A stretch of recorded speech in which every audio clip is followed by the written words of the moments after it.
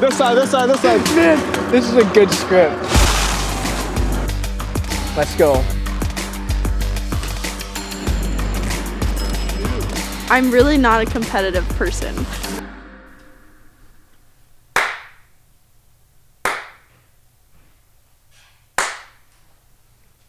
Okay, that should have everything sunk up. In the first episode, I took on Seth, and in this episode, we're taking on our newest videographer who's just joined the team, Emma Beck.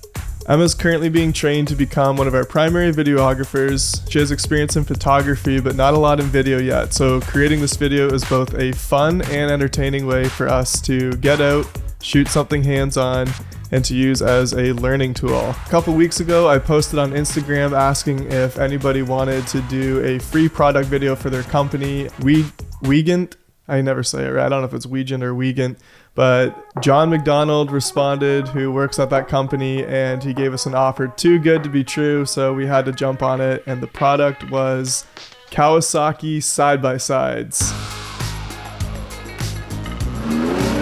They look really, really cool. Like, dang. Yeah. Last minute, we convinced Thomas, who was a part of the first pro versus amateur video, to come back and model for us again. I kind of feel like I'm getting frostbite, but it's okay. John hooked us up and basically gave us free reign to do whatever we wanted to do with them. Hey John, what's the level of rip we can do here? You can do whatever you like, really. You can't really hurt them. I love this. It was a cold day, which also added another interesting element in trying to create these videos. In all seriousness, my hands feel like they're getting frostbite. So before we showed up on site, Emma and I had 1.5 hours to come up with an idea and storyboard as much pre-production as we could. Then we each had 1 hour to shoot the video, which ended up being a little bit longer, but both of us had equal time, so it was fair. I still have, oh boy, I got like 40 minutes extra time because Emma's gonna have these already out ready to go, whereas I didn't. Still got about 30 minutes. Not giving myself extra time. Plus I am taking extra time because when Emma goes and shoots her thing, I'm just gonna do the office scene. So are you officially done with yours? Technically. Kind of. So let's check out Emma's video.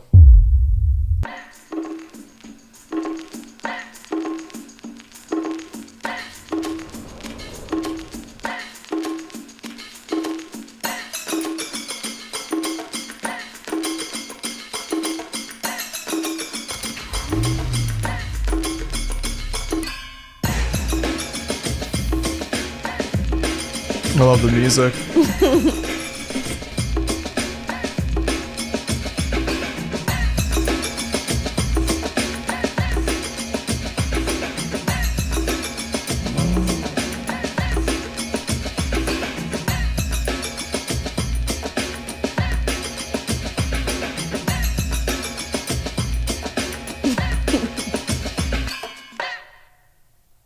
Nice.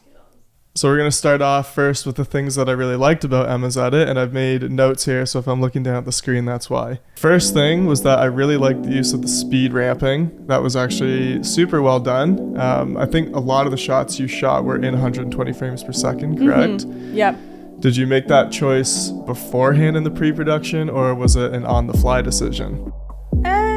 We had some settings issues, so now we fixed those issues. We're gonna reshoot what we shot in the very beginning. Well, okay, I knew it had to be in slow motion, but I had many issues. One of them was that I filmed for like 20 minutes and then none of it was in slow motion, so then I had to go retake all those shots. When you were shooting in the slow motion, did you do it knowing you were going to speed ramp in post-production? Yes. Okay. Yeah, cool. that I knew. The composition of a bunch of the shots I really liked too, so even things like this kind of focus on certain details back and forth.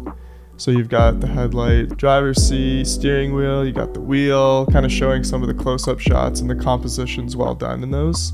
I like that you introduced some kind of creative editing, like a more dynamic feel by doing the split screen here with the 3 screens. I accidentally took some footage vertical, so I'm trying to make do with some different columns here. That was an accident as well. For real? Shooting in vertical, yes. Oh, you shot it in vertical. By mistake, yes. At about 17 seconds, some sound design came into play, which was good. I don't know, was that raw out of the camera or did you do that No. in post? But that's a good Yeah, thing. no, I'd never used sound design ever. So I was trying to find my music and then I was like, ooh, there's sound effects on these. That's cool. So I'd say close to 60% of the sounds in my videos are from external sources like Soundstripe and those other sites that we have.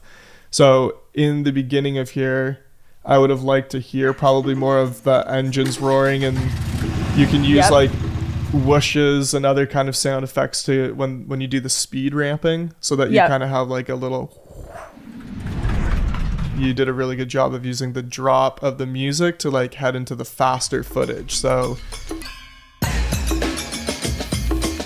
and maybe it wasn't intentional or not, but everything up to this point is all kind of slow motion, right? And you've got the speed ramping and all that kind of stuff, but right up the drop goes here.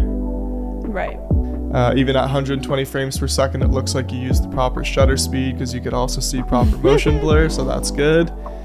So one thing that Emma did a really good job of that a lot of videographers don't do well in the beginning was with directing the talent. Another one like that. Many people are timid when starting out to ask people to retake shots or actually getting the shot that they visioned in their head. Does part of that, do you think, come from your photography background in doing weddings? For sure. It doesn't really go anywhere without direction a lot of the time. Like you can prompt those natural moments, but yeah, if you want the shot, you're not going to get it unless you kind of facilitate that a little bit. So. And I think, did you have troubles with the drone or something when you were shooting it? Or like, there wasn't a ton of drone footage, so I'm more just curious. So are you concerned at all about battery? A little bit if it falls out of the sky. I don't really want to catch it. Do you want me to? Do you know how? No. If I injure myself, I want it on video. No. Tip it to the side. Nice. Yeah. I don't think I used the drone very much. I didn't have heaps of drone footage Okay. to work with, but. All right, so we'll go through a couple of the things that I think could be improved. Watching the video, the first thing that I noticed when I watched through is that there isn't really a full purpose. So in terms of strategy and business-wise, right? I'm questioning my plan a little bit. Life moves fast. Do you ever wish it could slow down? And then we get some slow-mo shots of the ATV. And then putting the keys in and then speed ramping action videos. At the very end, take the ATV through Tim Hortons, like the drive-through. That's not gonna work out though. The story wasn't fully developed either, but I might be changing my ideas. We'll see. The visuals and everything are great, but one of the ways that you could convey some kind of message would be adding text in or having some kind of clear call to action at the end. So whether you're kind of showing the specs of the vehicle or like trying to outline uses of the vehicle or whatever, throwing text in, or when you're shooting, having the characters themselves or the actors, actresses speaking some kind of message can long term kind of get clients to come back to you, rehire you. The last thing I had was at the end, this font, what I would probably have done, either one of two things: go online, find Kawasaki's logo and literally use their logo. I would have probably asked the client either while you were there or afterwards. You could have asked me to email them, but to get their actual logo as well. And when you're working with brands, they want cohesiveness. So, but overall, in all seriousness, this is an awesome edit. The biggest thing I would say when you're going into the next edit would be to focus on the story and the purpose part, because visuals and audio and all that stuff will be learned, but that would be probably the biggest one to work on. I went a very different route, and I went more of the comical route and tried it as more of like a social media piece. Cool.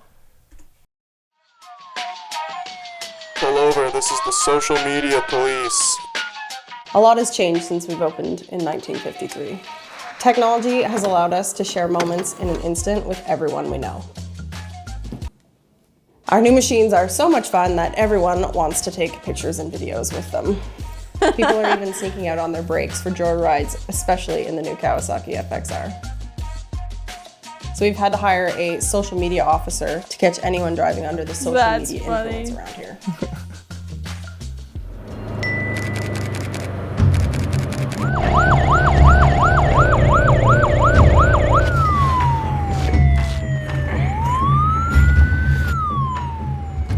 how many selfies have you had today?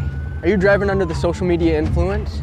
I'm gonna need your license and your social media handle for suspension. Yeah, we saw some hipsters in the field doing donuts, shouting #joyride. I'm on it.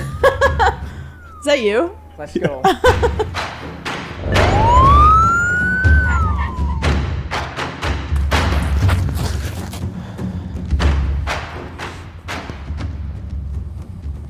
We just missed them. So whether it's for farming or fun, put the phone down and enjoy the thrill of the moment. Hey, I see you taking that selfie over there.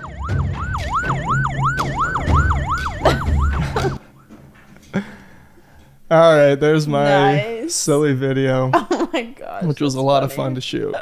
What are a couple things that you noticed, both good and bad? You can think about it for a Okay, the second if you want. lights. Nice, cool lights. So interesting Did you story. bring those? Well, that's what I was gonna say with this. Is one of the things I put in my section of things that I would change is I probably spent 50% of my editing time 3D tracking subjects and then putting What? the lights on. So yeah, those lights were not there, but in all of these frames, Holy frig. where is it? Like these took forever to 3D track, and then I had to put them in post-production in After Effects. Jeez. So that took a long time to do. And if I That's had awesome. thought about it beforehand, I would have we have like the two little Luxio lights and they have police mode on it. So I would have been able to stick them up. Would they have looked as good as that though? Honestly, probably better in all Wow. seriousness. And it would have Okay, saved me okay. 50% of my time, so I could True. have tweaked other things in the edit to make it better. Thomas, I think he should have dressed the part more. He should have, like, no hat, no hoodie. I wanted it to be more like he was a hipster trying to be like the social okay, media yes. officer. Okay. But yeah, Actually, yeah. in a way, you're I right. wanted. If I could have had more time, I probably would have got him like some kind of badge or some like ridiculous something like badge that. or Yeah. something. See if there's one hilarious. critique. Try to give one critique if you can. Find something that you think could change or be better. Some of it could just literally be preference. I would have picked a different font. That's Yeah? it. Okay, That's cool. about it. Yep, that's all I good. can really pick. And actually, in all seriousness, that kind of goes with what I said about yours. I should Yeah. have actually gone in and checked Kawasaki's font and Yeah. used the same one. What? Yeah, exactly. Critiquing you, and I'm not even doing my own things. This shot funny. right here, one of the critiques I had for myself was that it's actually really flat. Even though you can see into the shadows and stuff, I would have crushed the contrast in the shadows a little bit and made this shot look a little more full and 3D. Yep. Like this shot looks good. It's got nice contrast. You can still see the background and in the shadows, but it looks Yep. darker, whereas this just looks like it's still an S-Log and it's flat. At the beginning of the video, kind of like I mentioned with yours, the idea of having the like, pull over, this is the social media police. That part is to try to get that hook of people kind of just being like what? Like, what are you Yep. talking about? And then they want to see a little bit further. And every kind of little point throughout the video, I'm trying to add either comical visual effects, comical audio effects, or something to make them want to see the next little 5 to 10 seconds. And that hopefully pulls them through the whole video. Yep. So that's one of the things I liked about the Definitely. video, but it's not an easy thing to do. I used outside resources like story blocks to aid in some of the visuals, so I could have left Yeah. that kind of interview styled shot on the girl who was doing the interview portion. But instead, as she's talking about kind of the communications of technology changing over the years, even though it was really run and gun, I was trying to be very intentional when we were shooting about like, okay, we had a close-up thing here, and Thomas just talked at this angle, so let's get another angle to keep the visuals continually going. So when we were shooting, I had Thomas say those same lines from each position, from each angle about 6 or 7 times because he couldn't stop laughing. Oh, I forgot to run! Okay, one more time. I'm smiling. Yeah, here, let me see I this. can't help Yeah. it. I'm gonna look a little bit past you so we're not making eye contact. I wasn't even looking at you. There was so many times where like the shot was not what I wanted, or like Thomas was laughing, or Terry had a funny look on her face or whatever. So instead of settling for Yep. just being like, yeah, we've got it, let's go, I was trying to be very intentional about getting the shots I really Yep. did want. So a couple of things that I would change. I already mentioned the practical light, so I don't waste half of my time editing and Yep. doing 3D tracking and post-production because that sucked. if I had time, I would have changed the lighting in the office. So it's really flat, meaning that the lighting back in the background is the exact same as kind of what's on her face. Yeah, and then the same thing was with the break room light. We shot this so last second because I almost forgot that we needed this shot. But it's also just a really flat image overall, so we could make this look a lot better by having like a top-down light that was diffused, or even the light that's in there we could probably have diffused by just bringing like, we have a couple sheets of diffuser, Right. and we could have literally stuck it over those lights, and the lighting on both like the side of her skin and on the wall just would not look as harsh as it does right now. The hipster hat shot where Thomas goes and gets the hat, I would have had him redo this if I had seen it so that this tag wasn't showing. Yeah. And probably maybe tilt it the other way, even though the way that he's like sniffing it and everything is actually pretty comical and funny. I probably would have just had him rotate it around this way. That was a great shot. Yeah, man, he did a good job on that really one. good, I love yeah. that we just missed them. We just missed them. That kills me. And the other thing I would have changed about this shot where I did something kind of amateur is that I can see myself in here. Which even though it's not very noticeable, but you can see that there's two people. I didn't notice. No, and in a social media thing, most people won't, but I'm like pretty clear as day looking at the drone there to make sure it doesn't crash. Yeah, I think that's pretty much it for this video. So I'm thinking that maybe the next episode will be Seth versus you, since you're going to be focusing on the filming and his primary is on the editing side because he hasn't used the cameras all that much either. Yeah, true. So you'll both have advantages on different sides, and then we'll put you guys head to head and see what happens. Okay. Cool. All right, I think that's it. Thanks for joining us on this episode of the Pro versus Amateur video. We'll see you guys in the next one.